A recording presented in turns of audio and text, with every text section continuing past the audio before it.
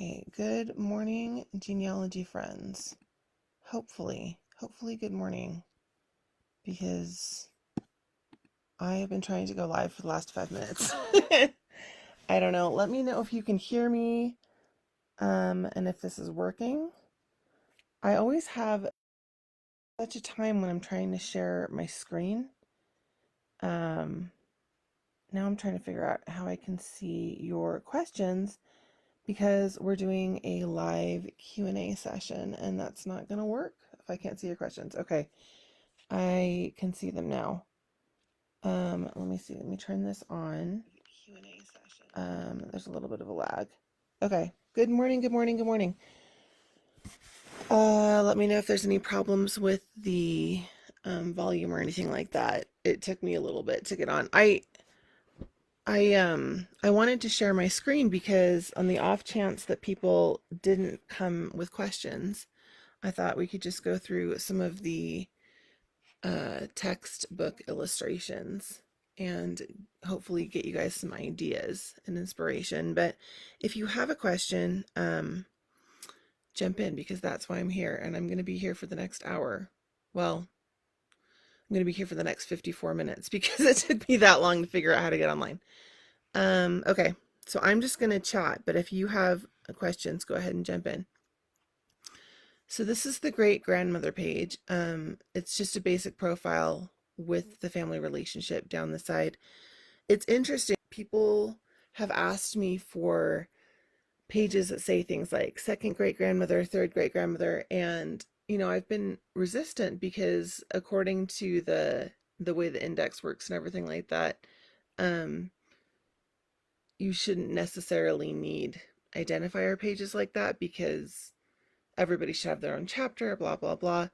But I've actually been putting this book together for my family, and I realized that if you're doing a different format of book and you want something really fast and really simple, then you might need pages that have the relationship. So I am going to be adding new relationship-oriented profiles to the store pretty soon. I'm not sure how far up I'm going to go.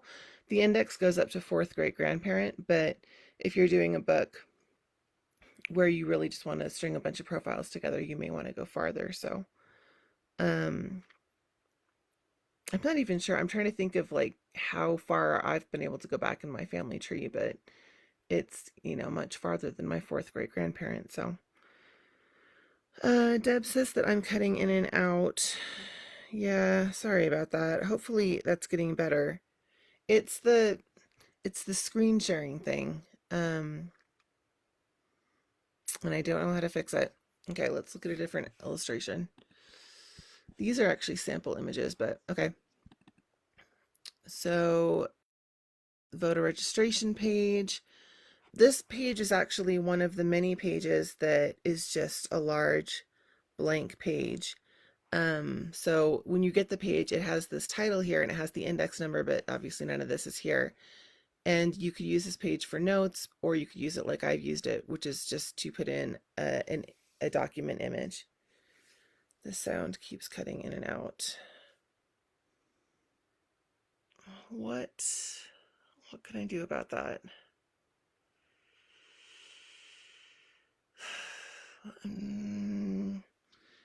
It's not going to be very much fun if I'm on here, but I'm not talking. But I really don't want to switch to just a live video, because a video of my face for the next hour is going for you guys.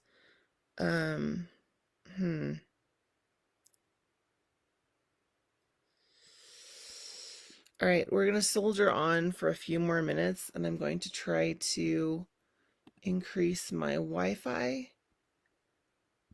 I wish there was a way to use the audio on my phone but use my computer. I don't know. Sorry, you guys are just watching me have tech problems. All right. Let's see, what else can we look at? This is the bridal shower page, which is another one that with an index. This is my grandmother with her little brother at her bridal shower. The proposal page, there's a blank one and there's a lined one. It's my husband and I, and we've got lines here, and then I just throw a picture on top. I actually almost never fill lined pages up with writing. I usually add pictures. I have a really hard time making pages that don't have images on them. Just personal preference. I prefer pictures. And then we've got wedding album, another blank page. Let's get down into, okay, here's some samples for indexes.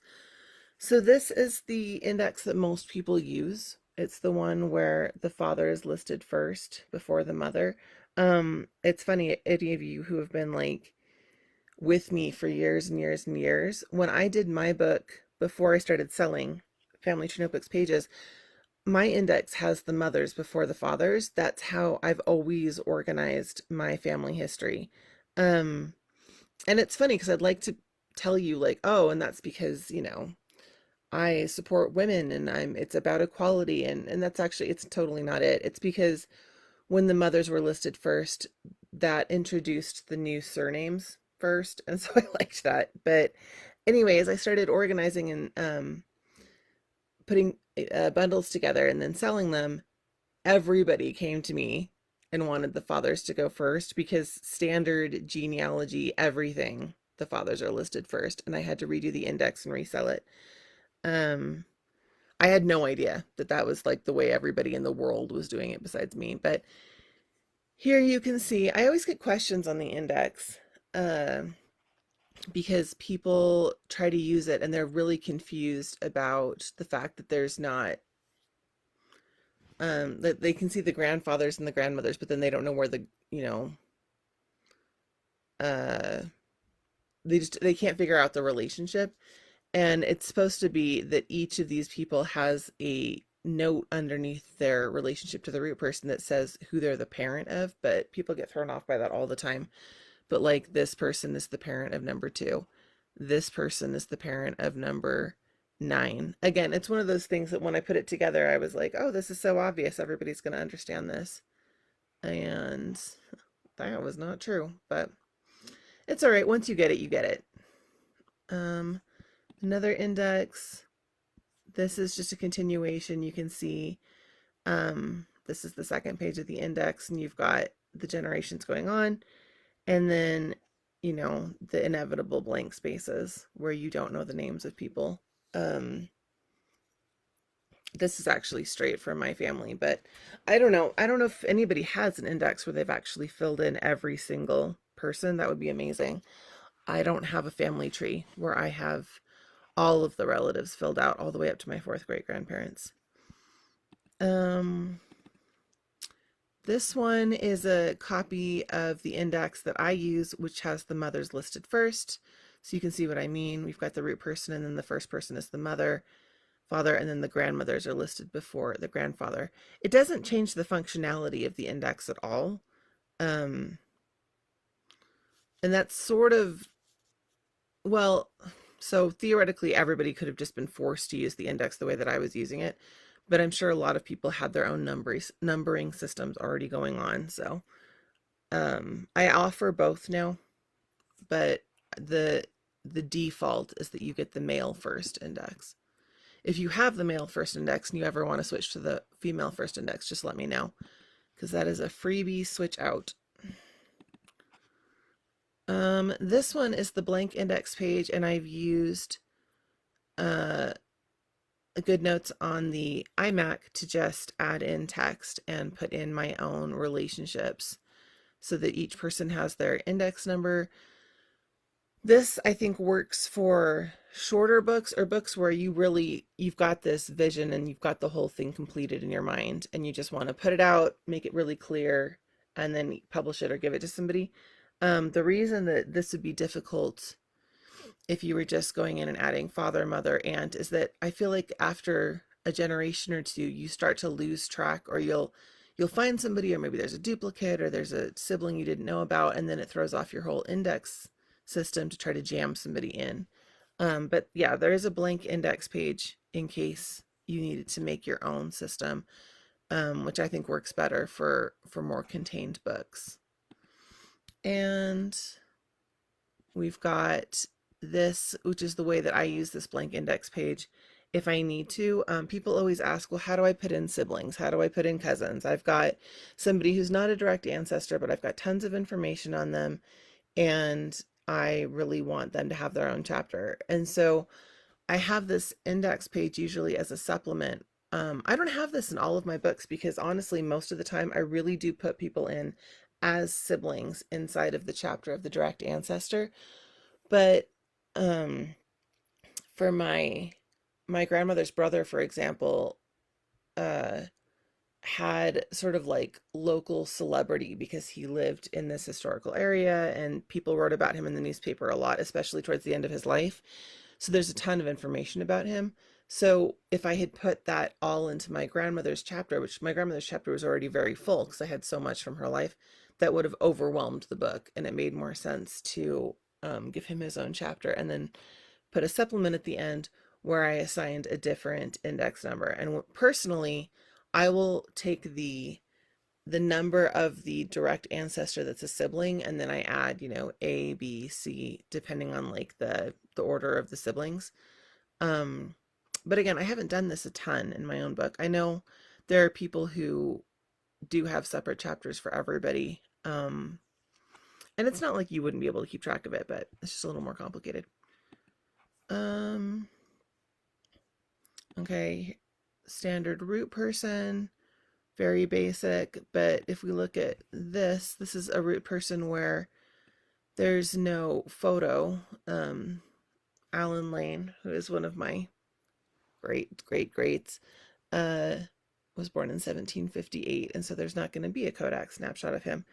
So instead I used this, what is this, the muster roll? What is this? I have also used tombstones. Do I have one of those here? No. I've used, some people use just clip art with like silhouette clip art. I've used pictures of things that they owned. I mean, it depends on, I have people who aren't that far away from me, and yet I don't have photos of them. You'll notice that so each of these is a root person. That's because in this instance, Alan Lane was the fourth great grandparent. So he was the end of the book because it's the end of the index. So to continue his line, I started another book with him as the root person. And so you do occasionally have this root person situation where you've got a root person, but you don't have any images, and that's why. So, I mean, some people like to put it all into one book. I just think that that's a little bit much. The generations just fan out so much at a certain point. What is this? Why is this different? These are just, again, these are things that I have in the book that a lot of people have bought. Family Tree Notebooks 101. These must have just been different, like sample images. There's nothing unusual about those. Okay, and then this is the Ancestor profile page, which is this is the one that I use all the time. This is how I start each of the Ancestor chapters. This is also the very first Family Tree Notebooks page I ever created. So a little bit of trivia. So here, the only difference here is that I've got this one that I used GoodNotes on the Mac to type in the information, and then this one I'm using my handwriting. There are a ton of different programs to add text to PDF files and to add photos. It's really too bad. I know a lot of people, that's the hurdle. And so they don't get started with Family Tree Notebooks because the tech overwhelms them. The idea of using PDFs on the computer overwhelms them. And it's unfortunate because once you get past that tiny hurdle of, okay, how do I add text and photos to this? It is the world's simplest, most basic genealogy system because you're just filling in worksheets, which we've all been doing since we were children. But yeah, people get hung up. I need to add a whole string of tutorials using different programs. I only have tutorials using GoodNotes and Adobe Acrobat, but I know a lot of you use different PDF editors. No, I don't want to rename that. Stop that. And just because I've gotten so used to using GoodNotes, I never use anything else. But that's because I'm a Mac user, and GoodNotes has not come out with a non-Mac program. Here we've got an Ancestor profile where I have an image, but I don't have a name or basic information. All I have are the notes that this is a person who was identified as um, someone's mother, but I didn't have any information about her beyond. Um, Being a direct ancestor, this person would still get a chapter, but of course it's an unusual chapter because without a name or other information, there's not anything else to go on, at least for now. And here, when I talked about using a tombstone, for a lot of ancestors, this is the only image that I have. It's so funny. Being a genealogist, I completely forget people's occasional visceral reaction to seeing images of tombstones and how they find that really depressing. And, oh, I wouldn't want to have that in my family history book. I think that once you get into genealogy and family history, you just sort of lose that sensitivity. I think tombstones are fascinating and touching often because it's interesting to see what the loved ones or the person themselves, what they came together to pick that was going to represent somebody. Okay, I'm just chattering on here. Does anybody have any actual questions? Because I'm on here to answer your questions, and I'm mostly just entertaining myself while I wait for a question. Um, I can see people popping in, but nobody's actually chatting. All right, it's fine. I like just chattering sometimes, I guess. Here's an ancestor profile where I have added 2 pictures instead of 1. I like this sometimes because it lets you add in pictures of somebody when they're young and when they're much older, especially if you're having trouble identifying them in photos. In this image, it's 2 portraits from the same studio session, but again, visually appealing. The Ancestor one sheet is different than the Ancestor profile. This is sort of I always think of it as like a tear and go, like you would fill this out, and then if you needed to go and research about somebody and you didn't want to take the whole chapter, you could just grab this page. This is a collection of information that's sort of, it's not designed to be storytelling in the same way that the Ancestor profile is. That's why there isn't an image. It's designed to be the facts that are going to help you find additional records. So if you're finding records that reference a John Lane or a Mr. Lane or something from Middletown, Connecticut, and you could look at the rest of the record and say, okay, is this the right, are there children listed? Are they the right children? Is this before his death? Because if it's much later than his death, that's probably not him. It's really just a research tool. So I actually keep my Ancestor one sheets in my research notebook. I have a research notebook where I keep like my time logs, my logs for things that I've sent away for and things like that. And I have Ancestor one sheets for each of the family tree books that I work on that are just like tucked into a chapter so that I can very quickly reference the information. The funny thing is, because I keep my family tree history books on GoodNotes, I'm actually never without my iPad that has my full family history book. So I have to admit, most of the time I just grab my iPad and then find the Ancestor. But, in theory, I could be using my one sheets. I'm losing my voice. I'm losing my voice and nobody has questions. Now I'm eyeballing that maybe I should just talk until 10:30 and then let it go. Again, you guys have known me forever. I lose my voice at the drop of a hat. I lose my voice the minute I start thinking I'm losing my voice. So, but I'm hoping somebody has at least one question before I leave. Let's make that a goal. In the next 6 minutes, somebody will have a question. Okay, what else? Here's the sister profile, which is an image and then zoomed in image. Here we've got just the basic blank notes page with a large portrait image. This is the page that I use more than anything else. I still use this blank one all the time. I even use it for things where I've created pages. Just because when you don't have that title here, you can make the images bigger, and I think it's more attractive. Here's a divider.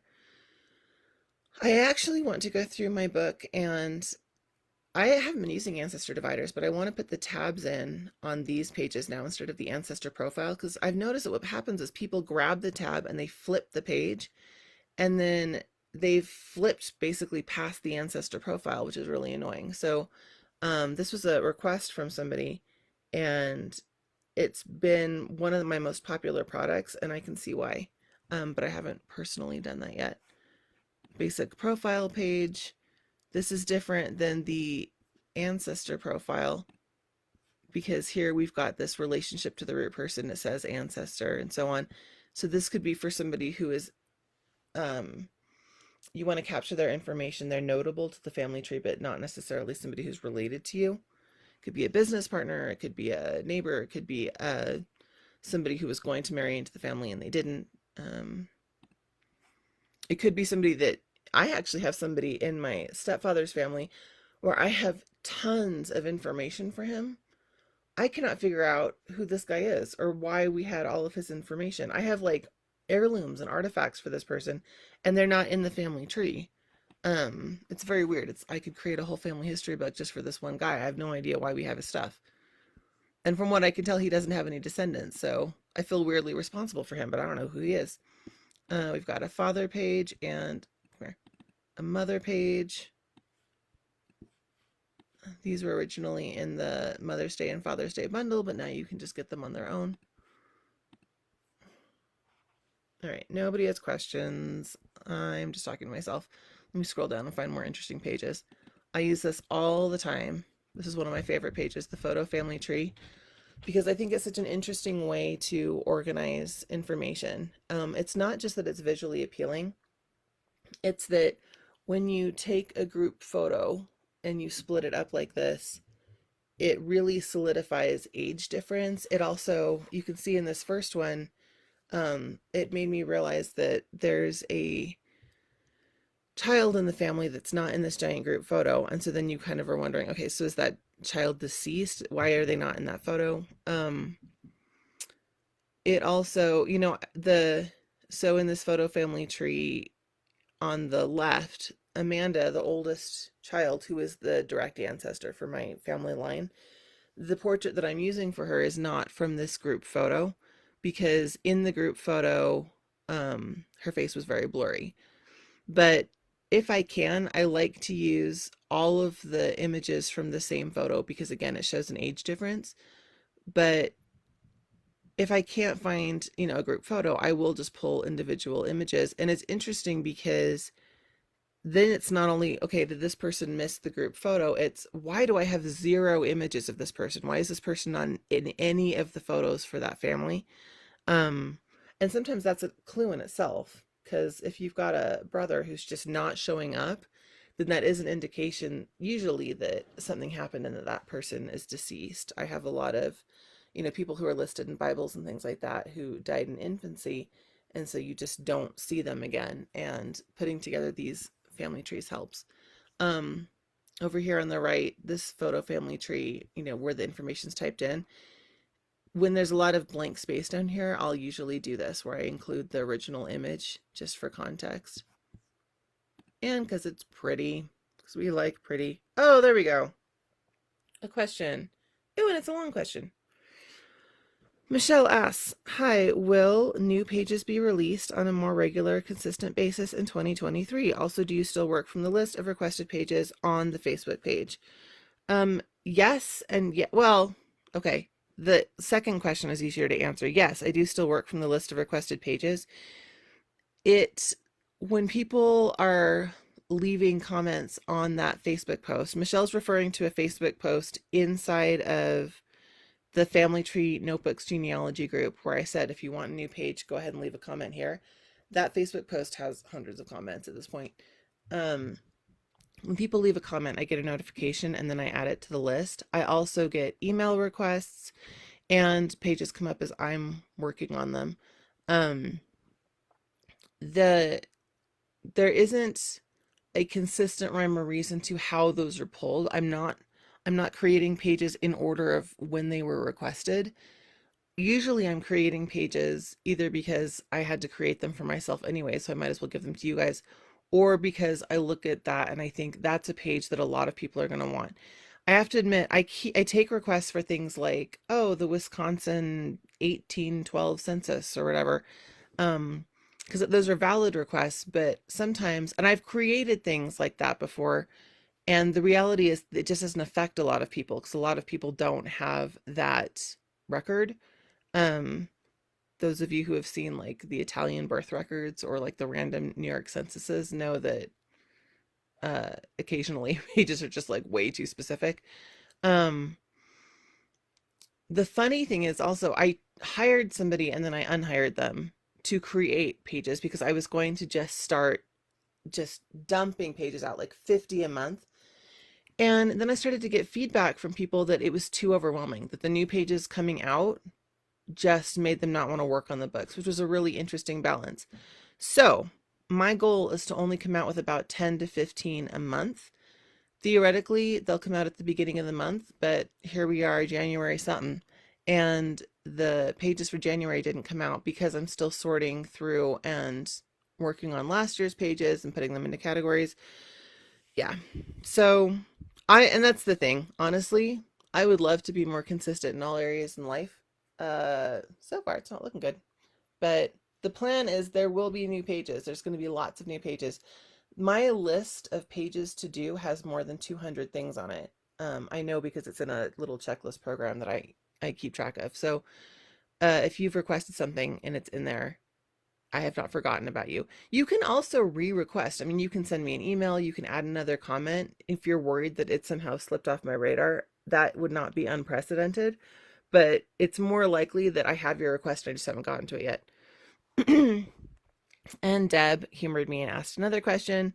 How long did it take to fill in one notebook? The first notebook that I did, which is for my father's side, I actually was able to fill in the whole notebook in only a couple of weeks, even though that notebook was massive. But that was a couple weeks of working on it almost nonstop. And I had all of the information basically sitting on my computer or in Ancestry or in Family Search.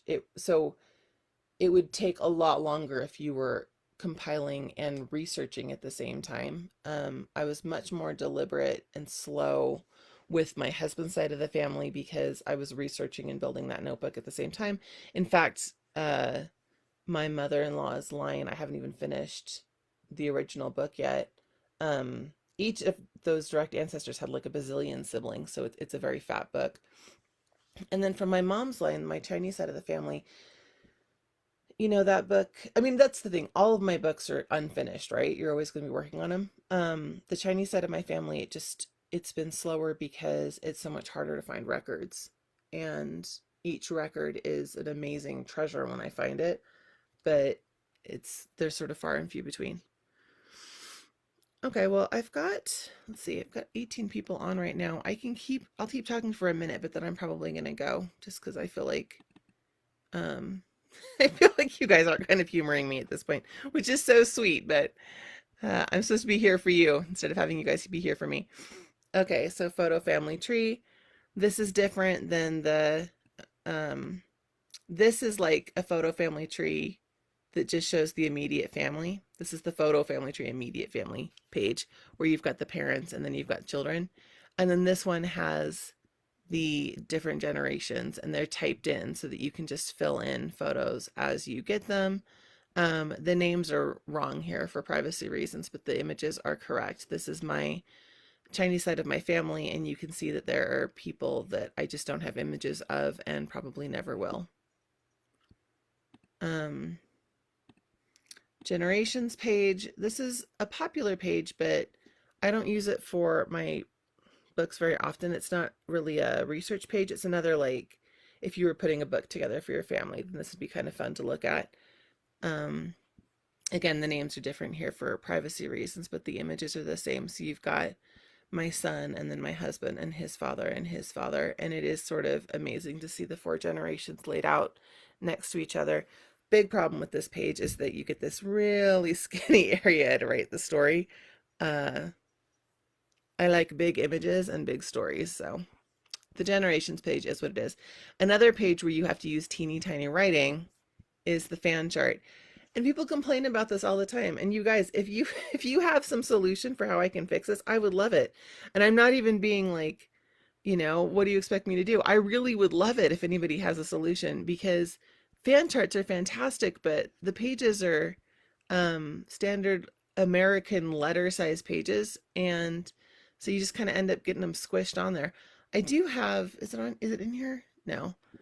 I have a fan chart that's shorter, so it's larger, but then it's not that helpful because you can't see all of the generations. So I use fan charts and I just use teeny tiny writing. I never type on them because the boxes are too little and they're all angled and stuff like that.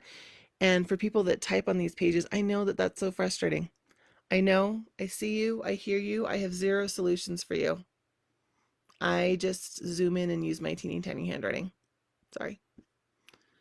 Um, this is the hourglass page where you've got a central person and then you've got generations coming out. I'm more likely to use this in, like, as the book goes on to, I will use this for later generations. I don't usually use it for the root person because the fan chart holds more information.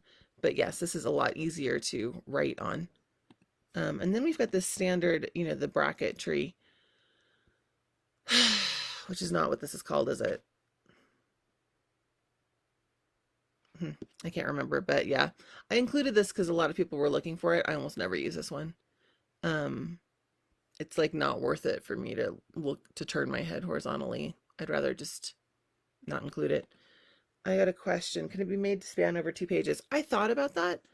Um, I think if you split it like this, and then I could turn it, but one, that's only going to work for people who have double-sided notebooks. And two, the funny thing is if it's turned so that this is the center, it actually doesn't give me any more space because then this is just squished this way. If I cut it in half and then like tried to extend it, no, because look at how tall it is. There's probably some obvious solution. I would say that my goal is to figure that out this year, but it's been 5 years and I have no idea. What else? This is another chart that uses boxes. I think this is a lot more interesting looking than this. I'm more likely to use this one, but this is the one, like, it's like if you're a family historian, you have to know how to fill these out and read them. So I get it. I just don't use it very often. Well, I'm still talking, but now there's still questions coming in. Talk for a little bit longer. What else can we look at that's interesting? So let's talk about the checklist pages. So originally, a lot of the records pages had checklists because I prefer checklist pages. And then I got requests because people wanted to just fill in their information. The checklist pages are just designed to help you with your research, and there's two problems with them. One is that it does cut down on the amount of space that you have to actually fill in information. The other problem is that they tend to be very US record centric because originally they were just created for me, and my family is mostly in the United States.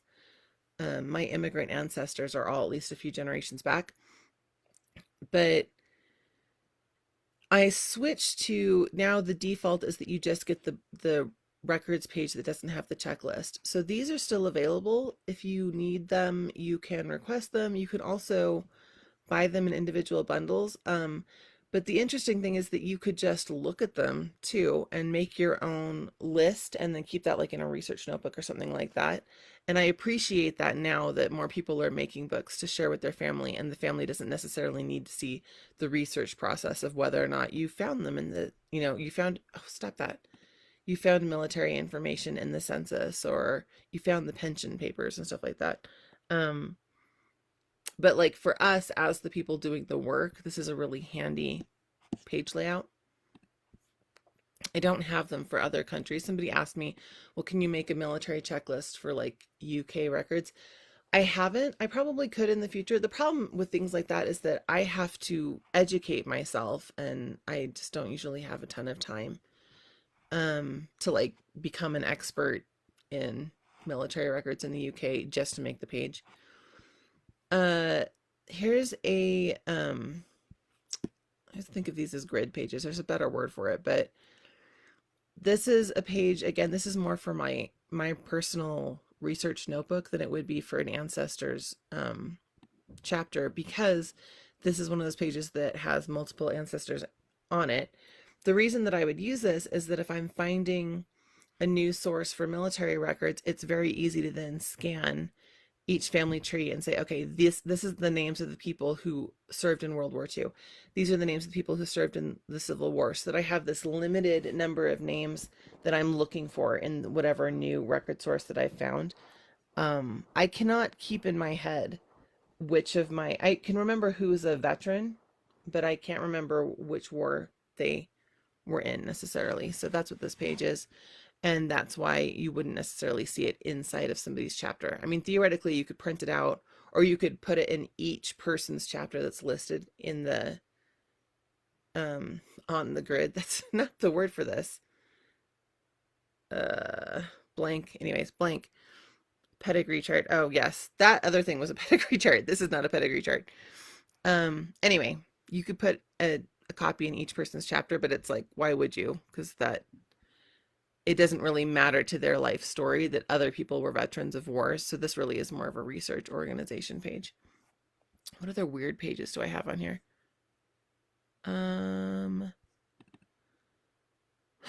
This is the Italian marriage records page. Again, when you talk about, like, I got a request for this and thought, oh, that'd be fun. And then put it together, and like 4 people have ever needed that. And I had to do a ton of research and self-education to figure out what Italian marriage records look like. So not that that wasn't, like, quote unquote worth my time, but you can see why, if this is requested and then something else like the 1950 census is requested, then I'm going to default to the other pages. But it's still fun to have them. Do you guys know that I have an entire set of pages in Polish? Literally nobody has bought them ever, and it took me 4 months to create them. Let's just say I have trouble sometimes using my time wisely. Census comparison page. This is one of my favorites. I'm not going to go into how to use it because I have a whole video on that. But if you've missed that and you're not familiar with the census comparison page, I highly recommend it. This is one of my favorites and one of the most useful pages that I've ever made. What else? We've got residence records that have that same checklist. This is the mint color, I believe. I think it's really pretty, and it prints out a lot darker, but it is a little hard to use digitally because the boxes are hard to see. Was it David or Faith? David or Faith is asking, is there a video or post about how you made your research notebook? You mentioned using those checklist pages in. That is a really good question. There is a video that I created, but now that I'm thinking about it, I think that that video might live inside of the beginner course. It's so funny because I can remember making the video, but now that I'm thinking about it, it might not be public. I have sort of flipped through my research notebook before, but if that's something you'd be interested in, I could do a video in the near future where I sort of highlight that. My research folder is, or my research notebook is, it's not as, like, aesthetically pleasing as a family tree notebook. It's messy. It's got tabs. It's got weird chapters. I've got notes scribbled everywhere. At the same time, it's obviously incredibly useful. And people who are like, oh, I don't do research plans. I don't do time logs. I have no idea how you guys are doing your research. My brain would explode. So yeah, I can, even if I've put a video out before, I can reshoot that and add that in the near future.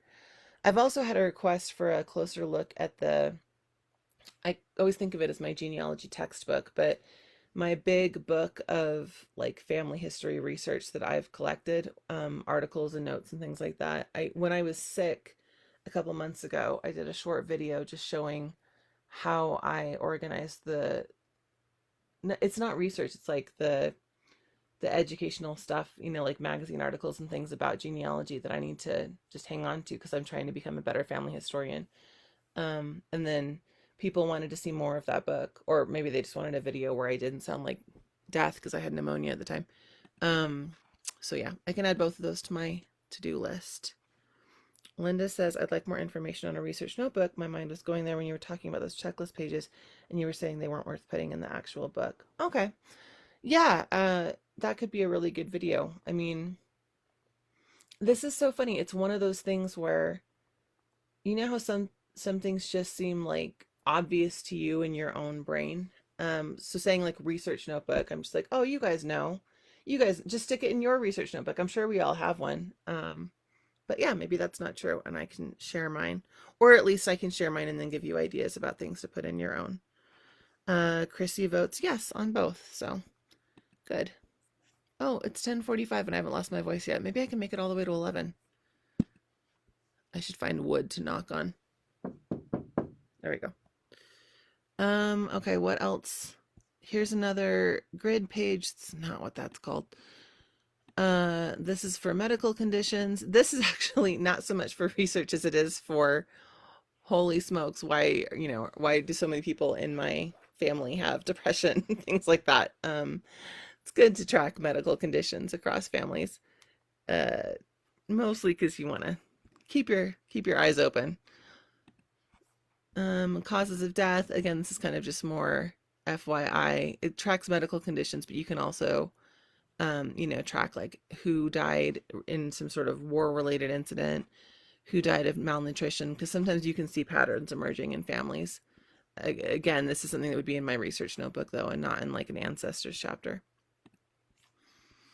Um, let's see what else. A lot of these are just, the vast majority of the pages are these blank pages. And every now and then I get people who are really irritated about that because they're like, oh, I spent all this money and then you give me blank pages, which I'm always like, well, if I'd given you pages that had my family history on them, you would have been even more irritated. Um, Most of these pages are blank because you're supposed to be filling them in with your own stuff. And when you have pages like, this is a cemetery log versus, well, obviously this is a cemetery map, but let's say this is just the blank cemetery page. This is helpful because it gives you the the address, the name, it's very organized, but you're going to be able to do a lot more with this page. This is going to be a lot more useful to you. So if you're kind of only leaning towards getting the pages where you have these specific areas to fill in, don't ignore the blank ones. The blank ones are actually a lot more useful. Here's different. Okay, so we've got a correspondence page, which has a little bit of information and then a big blank space. And then we have a letter page, or a letter transcription page, and then a letter page. Here we have a box where you can put an image of the letter and then some notes on it. And here I put an actual image of this letter, but you can see that even if I printed this out, this is impossible to read. I mean, digitally I can zoom in, I can kind of read it, but it's pencil on American Red Cross paper that I have shrunk down and stuck in a comment section, and then I'm going to print it out. Like, nobody's going to be able to read that. So it makes a lot more sense to blow things like that up and have people actually be able to see them. Now, I do a ton of letter transcriptions. So this page, it might be a little bit hard to see. Let me shut these. This page is mostly blank. This is the only place where you've got information fields. It looks full right now because I've added stuff to it. But I've got an image of the page here, and then I have the transcription up here in really tiny text. I do a lot of letter transcriptions. In fact, I transcribe almost all of the letters that I have because it's faster for people to just skim the transcription, because slowing down and transcribing the letter helps me really look at the information. I feel like I get more out of it. But also there's this weird thing where I think that I think we're only a couple generations away from people truly being illiterate when it comes to cursive handwriting. Oh, see, Michelle thinks the blank pages should be standard when I release new pages. I actually agree. But so my kids are still fairly young, but out of my 3 kids, only one of them can read cursive handwriting. The other 2 just have absolutely no idea, and made it all the way through elementary school without learning cursive. That's very alarming to me, just because I'm like, that's going to be a whole lot of historical records. So yeah, transcriptions, very helpful for the transcriber and for their illiterate generations to come. Okay, we've got another family story. Like I told you, whenever there's lines on a page, I usually have to throw an image on there. I don't know why. I use this family story page a lot. There's a lot of tall tales, especially in one side of my family. and it's good to just get the facts out, and then they sort of float around in the family notebooks, and the relatives will occasionally read through them and then say, "Oh, this is a lie," or "This is wrong," or "This is completely true. Why do you have it written as a story?" Deb says you have a research bundle. Yeah, I have a research bundle to help you make a research notebook, but I don't think I actually have.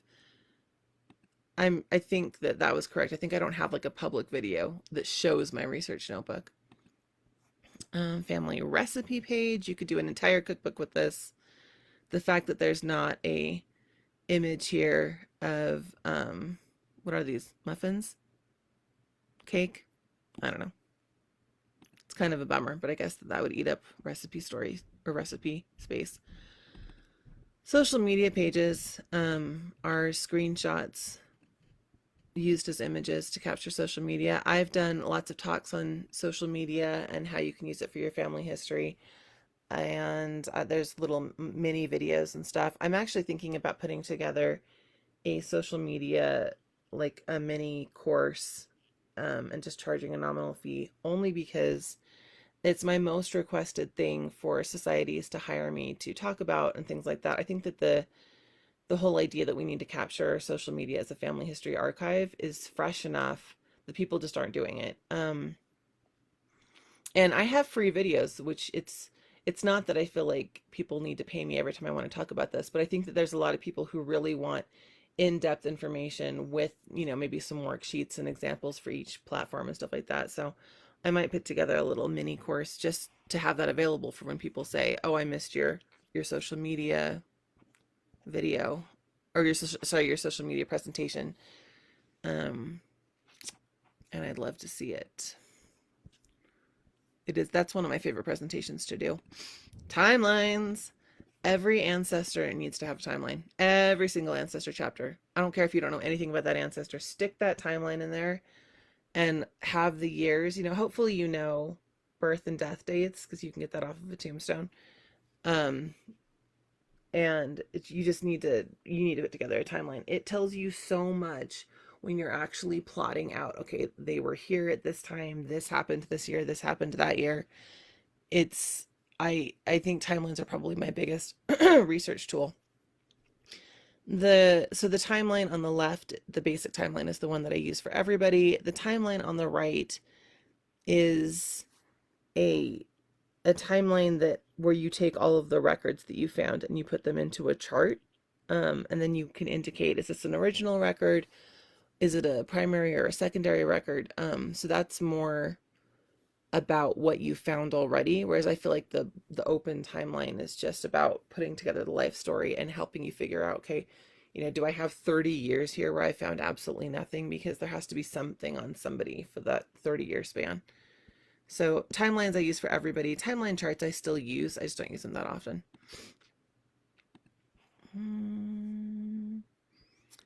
Photos by age. I'm only opening this because this is my grandmother. Wasn't she beautiful? She was a beautiful person too. Like physically she was beautiful, but she was a very beautiful person. One of those firefly people that people are drawn to. She passed a few years ago.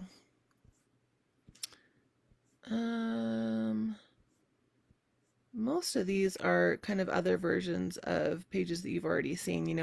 The checklist format is the same. It's just that, like, on these parenthood records, we've got 3 spaces for different children, and obviously the types of records are different. And you could use these if you don't live in the US or you're not using them for US records. But again, they tend to be kind of US centric. Like here, the censuses, that's sort of assuming that you have a US census. But yeah. Linda says, very interesting, going to look into doing a reference book. Yes, they're very useful. I suppose I should do that video sooner rather than later.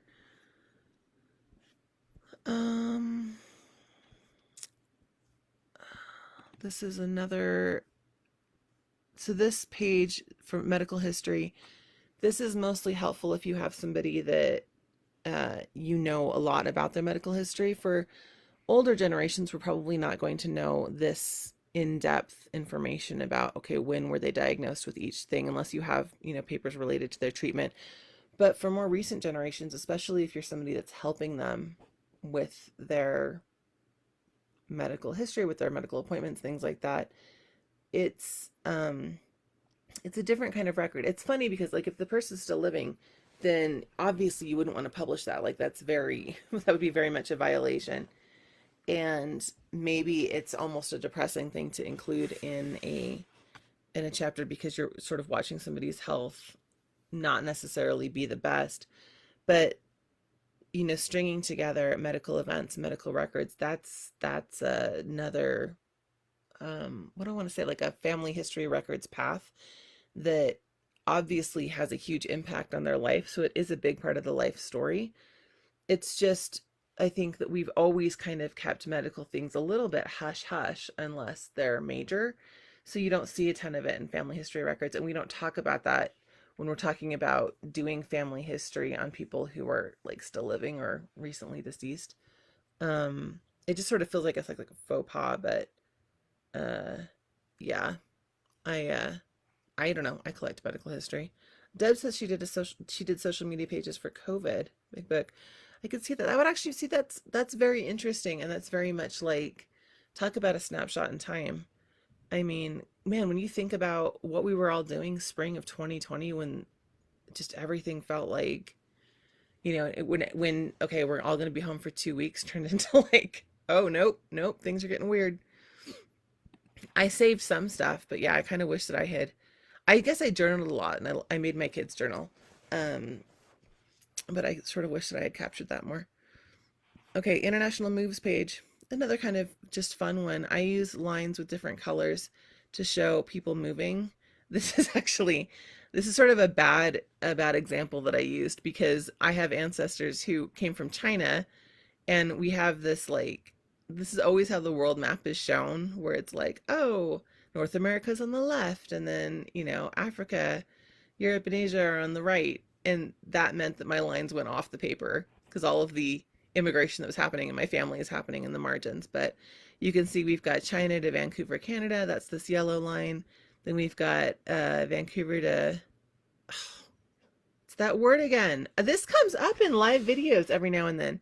Suisun, California. I know there's people in the audience who know how to say that because you guys always correct me. Vancouver to something, California, and then California to Detroit, Michigan. Suisun? Those of you who are like, what is this word that you can't say? It's this word. And people tell me how to say it, and I'm always like, oh, yes, that's a very easy word. What's wrong with me? Uh, um, okay, we'll do one more because I made it all the way to 10:58. We'll do two more. So these are pages that are included in the research bundle, and these are things that are in my little like research book. Stop it. I've got records inventory pages that just sort of show me the basics, so that I can very quickly see, okay, whose marriage records am I still looking for? Who did I not find on the census? And then a records checklist page. This is something that I will occasionally keep inside of an Ancestor chapter just because it's very handy to have it right before or right after the Ancestor profile so that I can see what I might still be looking for somebody. But again, when you're publishing your book, and by publishing, I mean, this is when I'm making copies for other people in my family. I've never actually published a family history book. It isn't really necessary for them to see your research process. It doesn't matter to them, like that you haven't found the marriage license yet. Most of the time, like my relatives tolerate my love of family history, but they're really just showing up for the story. They don't really care that I don't have an 1840 census for that person. So I'll include it in the Ancestor chapter for me, but when I am giving the book out, I will usually omit pages like this. Okay, well, we made it to 11 after a slow start and technical glitches and um, me being me. But okay, I'm going to go live every Friday, theoretically, across different platforms because there's a lot of people who just don't use Facebook. We tried to do Zoom last year and I loved doing Zoom, but then I had tons of people who couldn't figure out how to join us. So I'm hoping that if I hop between platforms, it'll just help people. And I think next week, I have to look at my calendar. Next week, I'm planning on going live on YouTube, which should be pretty easy to access. I will drop links on the Facebook page if you want to join us. Um, yeah, and people can come with questions, and who knows, maybe by then I will have shared my research notebook and we can talk about it. But we'll see. You guys know me. We'll see how the week goes. Just children everywhere.